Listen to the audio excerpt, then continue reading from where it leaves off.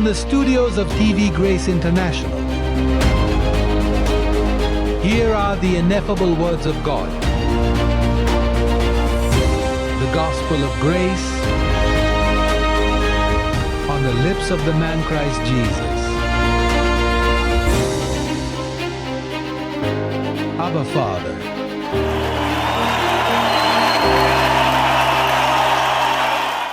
Well, how many are blessed? But blessed how? But how come it says Galatians 3? It says, so then there is a way, those who are of faith. Those of faith, not those of the law. Those who are of faith are blessed with whom? With whom? That is with Abraham the believer. Then it is important to find out what Abraham had. For if I am blessed with Abraham the believer, we must read about Abraham to see who he was. To see what qualities, what protection, what cover, what prosperity he had. How did God support him? Or if God did not back him up? Or how he proceeded in his decisions. Let's take a look at it. It says, so then those who are of faith are blessed with Abraham the believer. Hey, when I read that with Abraham the believer, I was on the plane and I said with the believer, hey, we need to figure this out. What did Abraham have? Because it is a unity, that is those of faith. Well, look what the verse before that says. It says in the scripture, foreseeing that God would justify the Gentiles by faith, preach the gospel to Abraham beforehand, saying, in you all the nations shall be blessed. Remember the term nation, what we have been talking about. When we say nations, it refers to the fact that it was not going to take place there, it was that it was going to come. Because it wasn't there. Until the other days, it was not there. It is when this apostolate appeared that this is known. Because no church talks about blessed with every blessing. They are afraid of that. Or is it that there is a veil that God put up to keep them from seeing it? But in His time, He took the veil away, didn't He? So I think we have to go to Genesis 12 to find out what Abraham had. Genesis chapter 12.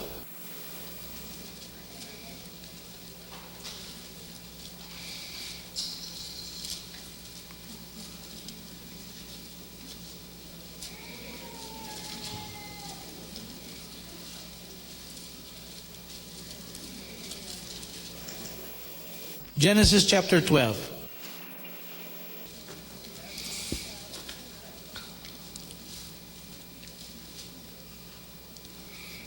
Verse 1. Now the Lord said to Abram, go from your country and from your relatives. Hey, this implies that there are some divisions to be made there, right? Between family. Even if you stay in the same city, but don't go from your country and from your relatives and from your father's house to the land which I will show you. And I will make you into a great nation. It says, have I done or will I do? Future. You're going to see it tonight. That is a nation I will make, but it is I will make of you. Just like you. That is why you are blessed with Abraham the believer. Hello. And I will make you. That is the seed. Remember, that is the seed that comes from Abel, not from Cain. Not from the wolves, but from the sheep. That is a seed that God put on the earth already beforehand. What happens is that it was not known. But, well, that's why in Galatians, well, we already went through it. I'm not going to make you look it up again. It says, And if you belong to Christ, are children of Abraham. If you are of Christ, you are a child of Abraham. That's why it says that because he is our grandfather, great-grandfather. Grandpa is Paul and I am your dad.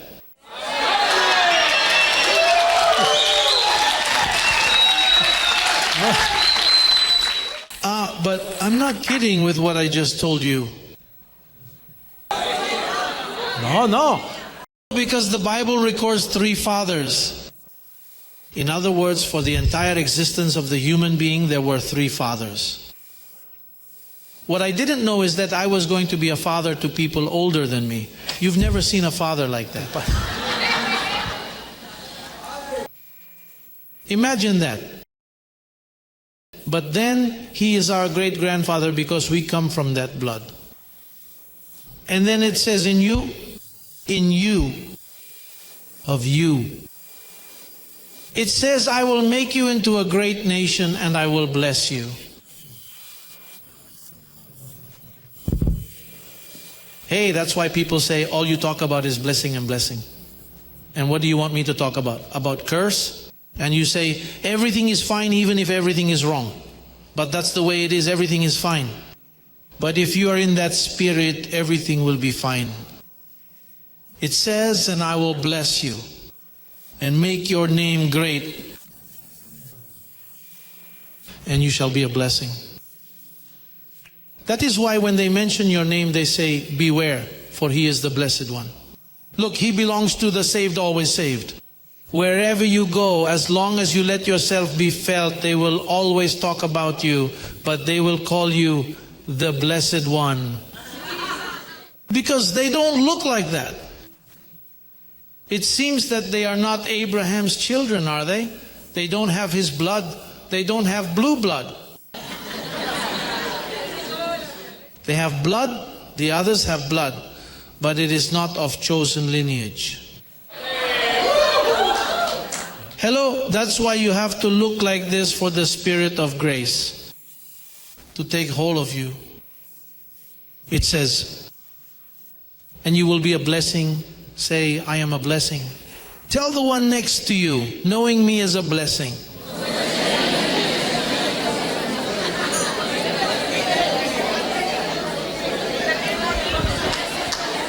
Hello. Now listen to this. Hello. Look at the cover now. Now it goes on. Now you're not blessing. Now with what's coming, look what it says. It says, and I will bless those who bless you, and the one who curses you.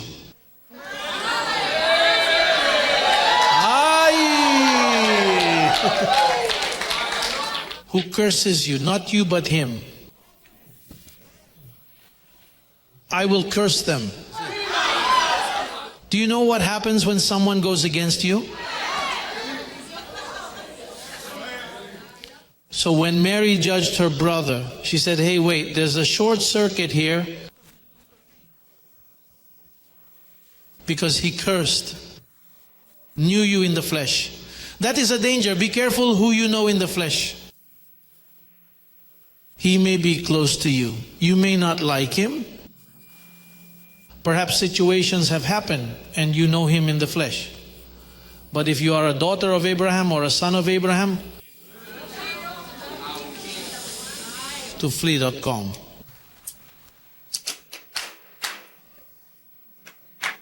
It is better to have a good proceeding, and much more with those you do not like or with whom you have had problems. Try to do it. You don't have to give him an otherworldly friendship, but you also can't deny him a proceed, because then you don't pass the exam. And God uses many things to test whether what you are confessing is true.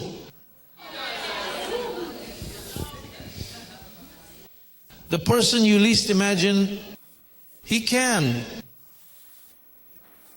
rob you of your patience. God uses dead people. God uses weak vessels. And the weaker they are, the more decorously the pastor or brother should dress them. It says that the members of the body that are weaker, we dress them with more decorum.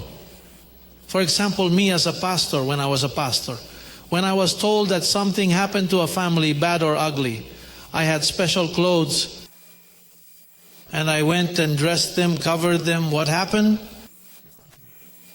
No, I dare not tell you. Well, put these clothes on for when you can tell me.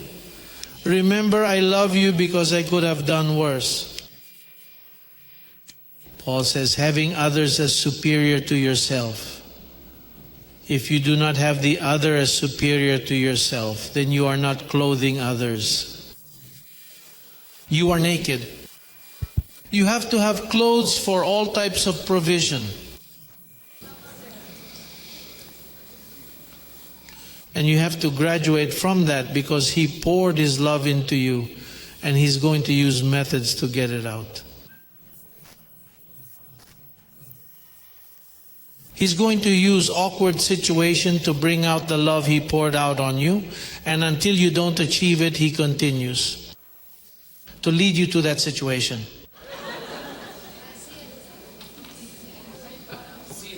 Because the perfect bond is love. And if the perfect bond is love and He will bring you to perfection, it means that He will take you to the maximum so that you love. Do you know that this is one of my weaknesses, to love?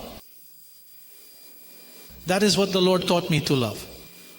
I have no problems with anyone. Momentarily, it looks like a problem and it looks like a situation. But eventually I know it has to be fixed because it says, God poured out His love on us in abundance. Look, He filled you up. Your spirit, your treasure is filled with that love. You cannot have problems with anyone. You have to fix that situation.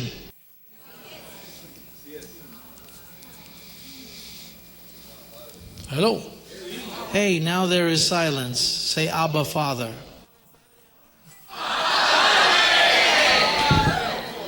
Say, Abba, Father.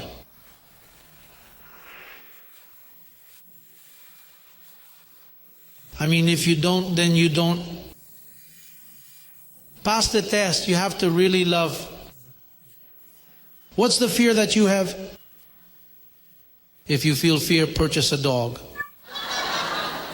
But you have to go through that situation.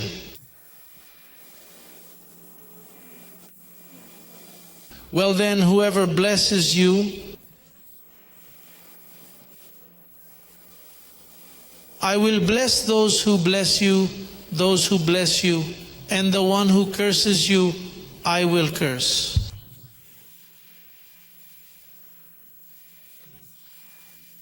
Hey, tell the one next to you, I bless you so that God will bless you.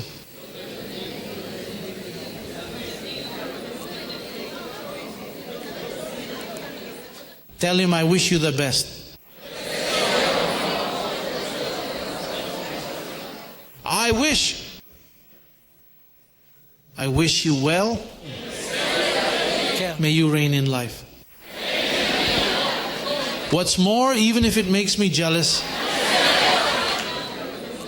even though I am jealous of how much God blesses you.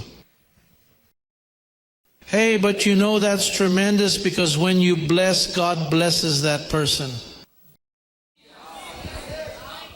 And possibly bless him more than you to test you, to see if the works of the flesh of envy are still at work in you. Hello!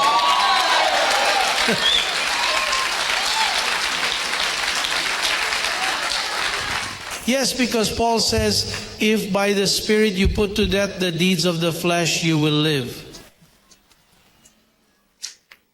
And in us, sometimes there is envy, resentment, jealousy, murmuring, machinations, malice, gossip. All that is in the flesh, not in your spirit. But since you are the owner of the vehicle, you pay the consequences.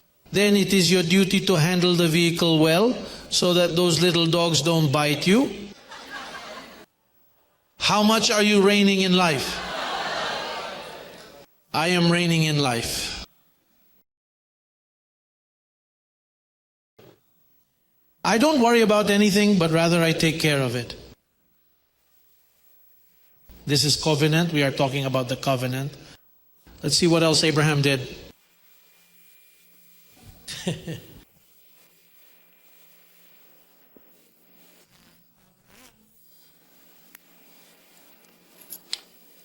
He lied. He schemed. Look at verse 13, what he did.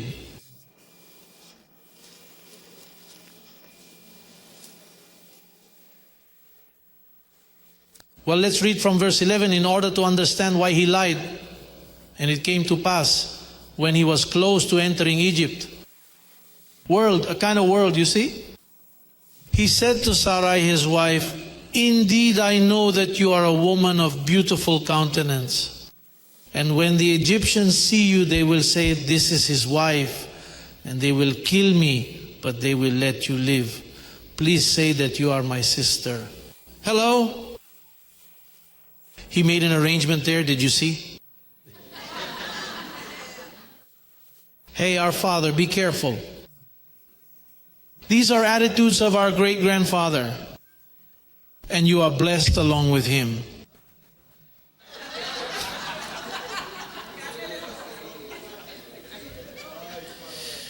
Please say that you are my sister so that it may go well for me because of you, and that I may live on account of you. But let's see what happened there. Verse 17, look what happened. But the Lord plagued Pharaoh and his house with great plagues because of Sarai, Abram's wife. Because he lied to him, Pharaoh fell in love with her. He said, "Say that you are my sister." So they asked him, "And who is she?" "My sister." "Hey, your sister is very pretty." But she was the wife. "But then as you are untouchable."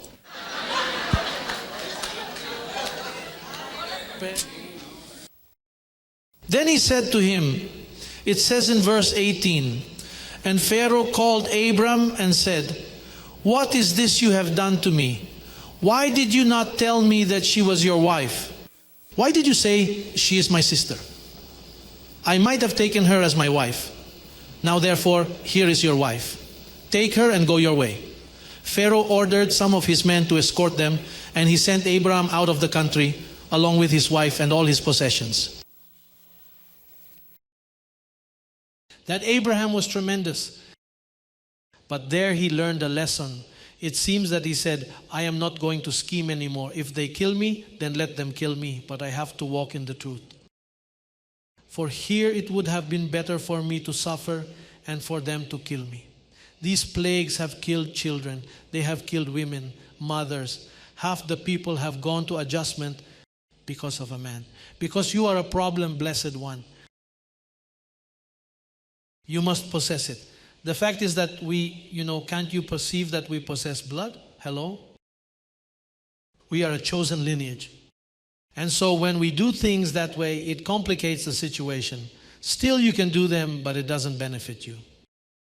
Everything is lawful for you, but it is not convenient. Hey, he paid tremendous consequences there. But let's continue talking about the blessing, because that was a dark situation that has already passed. It was a momentary slide, because in the end, everything was fixed. Now there it describes everything in 3 minutes, but that was months of problems. Chapter 13. Chapter 13 of Genesis. Galatians has 6 chapters. Genesis chapter 13. Verse 1. It went up. Then Abram went up from Egypt, he and his wife and all that he had, and Lot with him.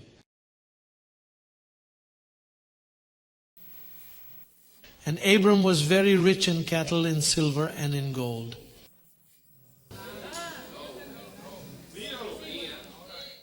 Are you blessed with Abram the believer? Well, you better start claiming that, because He gave you faith, He gave you knowledge. But now let it manifest in your pocket, in your checkbook. Say, I am of that spirit, I receive abundance. Because if you are blessed with Abram, the believer, then let the other come. Speak to your angels. Do not use false humility. Do not say, oh, I am so humble. No, no, no. If one thing is true, the other must also be true. Hello. Claim it, confess it. Tell the one next to you, I receive it for you. Tell him, I receive it for you.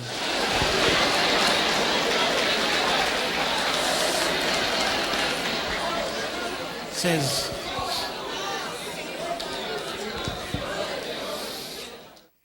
verse 3. Verse 3. And he went on his journeys from the Negev as far as Bethel, to the place where his tent had been at the beginning, between Bethel and Ai, to the place of the altar which he had made there previously. And there Abram called on the name of the Lord. Now Lot, who was traveling with Abram,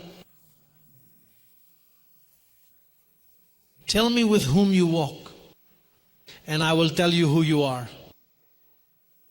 It says, who was traveling with Abram also had flocks and herds and tents. Now the land was not able to support them, that they might dwell together, for their possessions were so great that they could not dwell together. His possessions were what?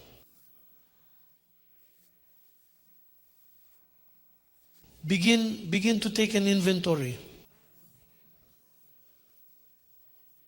Hey, those two blessed ones, look, it says, who was traveling with him. So for hanging out with him, well, if you hang out with a person who is very poor, poverty sticks to you. If you spend time with someone constantly experiencing problems, well, that's where the saying, tell me who you hang out with, and I'll tell you who you are. Well, that sticks. You placed a rotten apple right beside a fresh one. Hey, and notice that the good one cannot heal the rotten one. Now, the rotten one can contaminate it. Are the beginnings of corruption.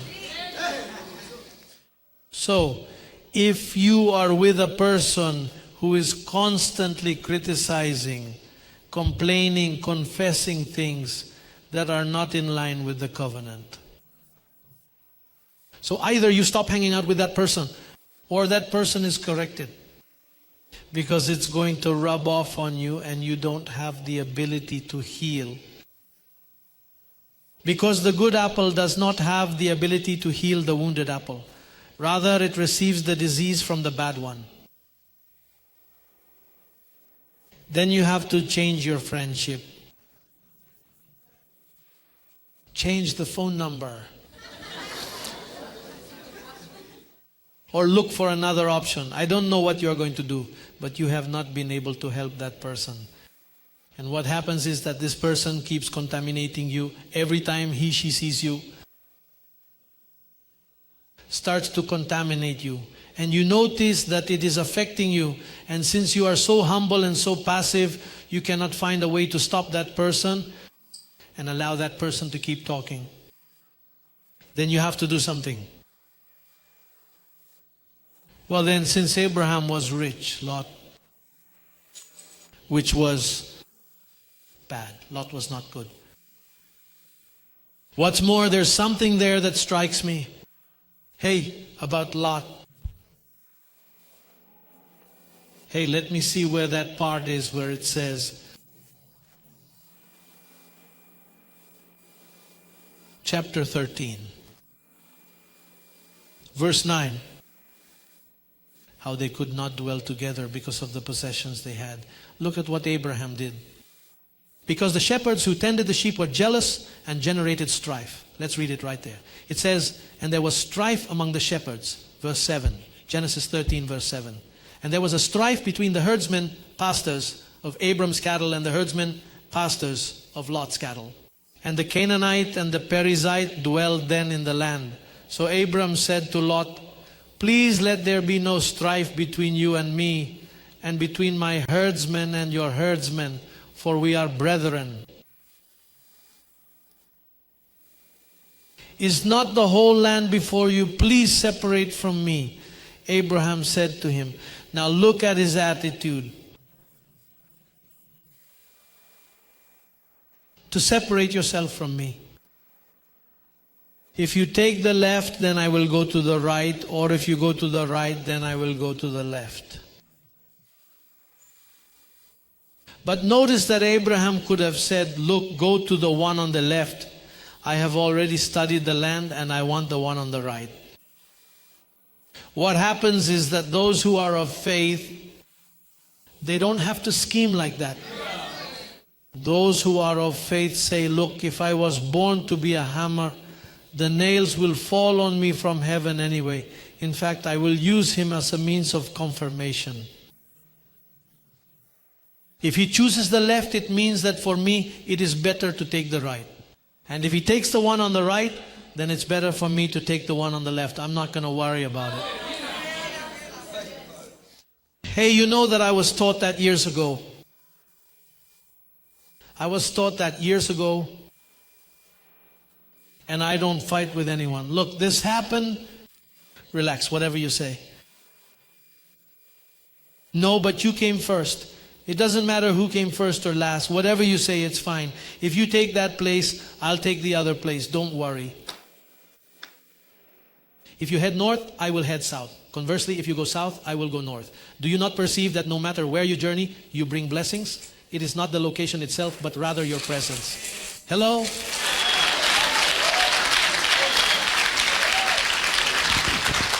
Well, you know what happened? It looks like Lot had taken a real estate course and saw the flat land and said, this is flat. What's left is hilly. If he gave me a choice, so I'm going to take the plain.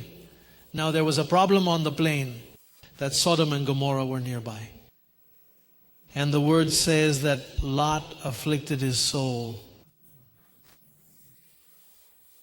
with the iniquitous deeds that he saw. And afterward, as he moved near there, he says, Lot, see what he was doing. He did not move there, but it says that he moved his tents little by little towards Sodom. It seems that he was going shopping during the week. And he was using a lot of gasoline. That is, the horses or whatever he was riding on would arrive exhausted. Then an idea came to him and he said, I'm going to move a little bit more that way. And it seems that the more he grieved, the more he moved toward where Sodom and Gomorrah were, and finally ended up there.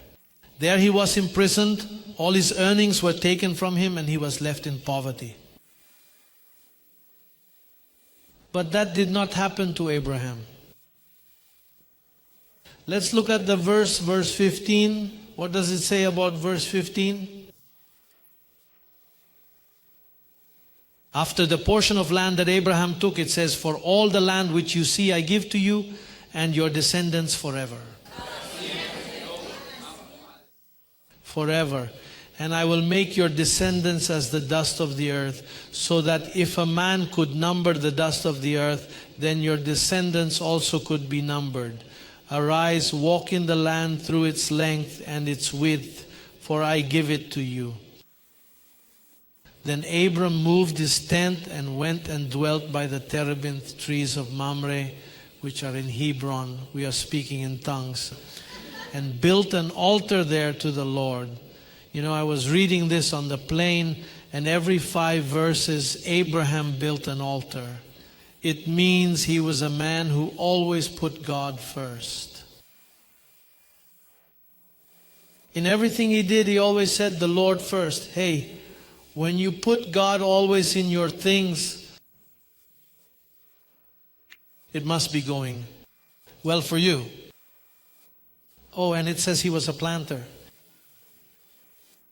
When God was manifested to him in the flesh through Melchizedek. What does Genesis chapter 14, verse 18 through 21 say? Then Melchizedek, king of Salem, brought out bread and wine. He was the priest of God Most High. And he blessed him and said, Blessed be Abram of God Most High, possessor of heaven and earth. And blessed be God Most High, who has handed over your enemies to you. And Abraham gave him 1/10 of everything. This means that the word tithe arose 450 years before the law. If you are blessed with the believer Abraham and it hurts you to tithe, then do not desire the other blessed. Yes, one thing brings about the other. And the tithe, that is obligatory. Offerings is another story, isn't it? There are people who tithe, and there are people who give to the poor or go to hospitals or adopt a child and things like that. Those are already offerings. But the tithe, when Abraham saw Melchizedek, he immediately said, this is good ground. This is where I am going to bring the tithes of everything. Because he inherited a lot of things. He was super millionaire. He had too much money. That's good, isn't it? How nice it is to have all that rub off on you.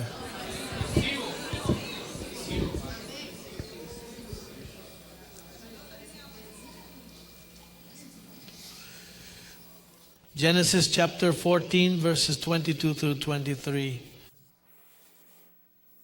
But Abram replied to the king of Sodom, I have raised my hand to the Lord God Most High, creator of heaven and earth,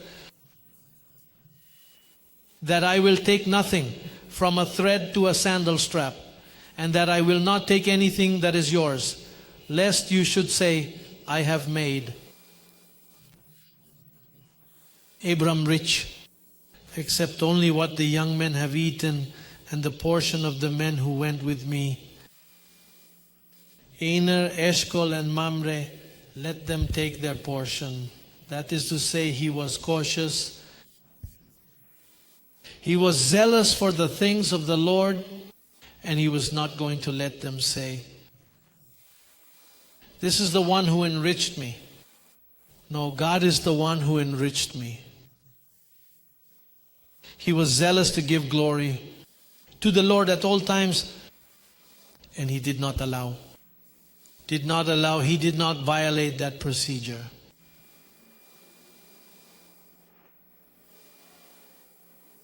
So, here's another thing.